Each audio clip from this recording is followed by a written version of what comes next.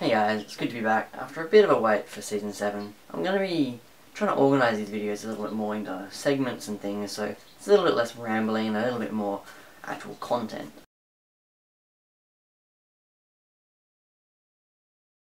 First, the episode plot run-through. We start off with the Doctor being lured in by a rather simple and obvious trap. But when you think about it, the Doctor, he would sacrifice himself for people, and he has tried to in a number of occasions. Amy and Rory are taken as well, which I thought was okay, but yeah. The divorce, I have to say, was pretty average though. I'm not really particularly happy with that. Anyway, so they send them in on basically what is a suicide mission into the Asylum to basically to do the Daleks' dirty work. We're introduced to Oswald, the new future companion to the Doctor, and she seems nice. She's got some pretty similar, quirky but smart personality to the Doctor. I don't know if it's too close to the Doctor or too similar for them to really be to work together, but I guess we'll have to wait and see. Overall, the first impressions are looking pretty good. The only thing I would have to say is that she's here early. She was she was set to be come in the Christmas episode, the Christmas season episode once Amy and Rory leave for good. So she's a bit here early, and yeah, I'll get into that later. Overall, I didn't mind the episode, but it had some pretty fundamental Doctor Who stuff which I'm not really happy with, and I think that Stephen Moffat has gone a bit too far with. For one, I'm not convinced by these nanogenes. If they have this technology, and seem to have had it for quite a long time, why have they only chosen to use it in this one situation? Particularly when it could have done them a lot of good in their war against all other life. The Daleks are acting completely out of character in this episode. They're really starting to sound like the Cybermen, and how they just want to convert everyone. The main problem with this is that the Cybermen have always wanted to upgrade everyone, upgrade the universe to their metallic perfection. Whereas the Daleks, the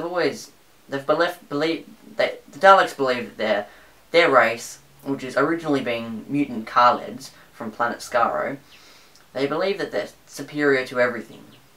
And so I just don't know why they would want to transform people into themselves.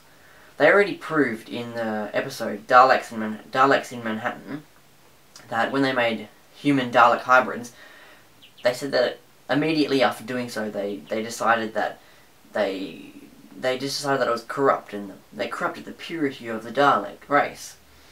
So it really doesn't make sense for them to go in and grab this random girl and transform her into a Dalek. I also don't really like the ending part where Oswin goes and deletes all the data relating to the Doctor, so like the Daleks just forget them.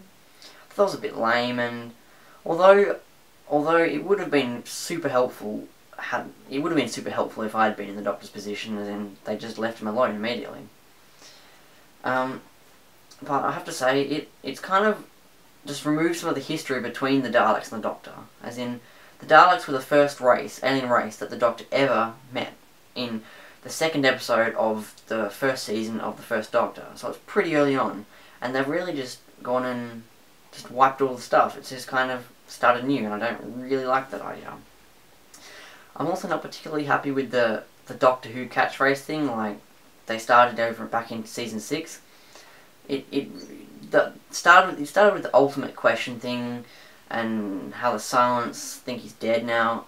I mean, is Stephen Moffat really just trying to follow this through so he can set himself up with a situation where he can say, or set himself up where he can have a position where all of the Doctor's enemies forget him, basically? Is that really what he's trying to do? Because, like, is that what the Silence is trying to stop?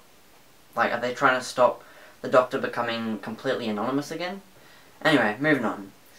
Oswald, or General Louise Coleman, as we've been told, has been introduced earlier than expected. She was set to come in on the Christmas special right after Amy and Rory leave, and this episode's definitely done a good job and definitely left open a lot of space for theories and things, as in, particularly because we know she's the confirmed companion, and somehow she has to be revived in time for the Christmas special, and it definitely makes the theories a bit harder, particularly because right now she's a Dalek, and she's also been killed. Anyway, so it's theory time now. Next segment.